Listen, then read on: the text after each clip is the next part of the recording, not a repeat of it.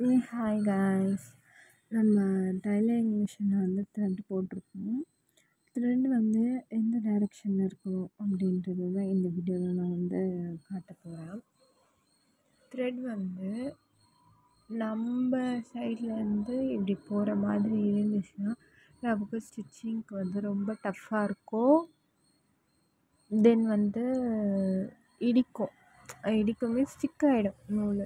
So வந்து நம்ம என்ன பண்ணணும்னா, tailoring machine back side thread வந்து அப்படியே போகிற மாதிரி நம்ம வந்து திருப்பி வச்சுக்கணும்.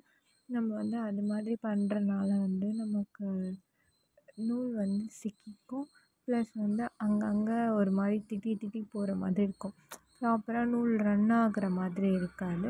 ஸோ வந்து நீங்கள் இந்த மெத்தடில் யூஸ் பண்ணி பாருங்கள். இது வரைக்கும் யாருக்காச்சும் சிக்கியிருந்தா, இல்லை நூல் வந்து வரவே மாட்டேங்குது, நின்று வருது அப்படின்னு யாராவது இருந்தீங்கன்னா இது மாதிரி ட்ரை பண்ணி பாருங்கள். வீடியோ பிடிச்சிருந்தா மறக்காமல் லைக் பண்ணுங்கள், கமெண்ட் பண்ணுங்கள், சப்ஸ்கிரைப் பண்ணுங்கள்.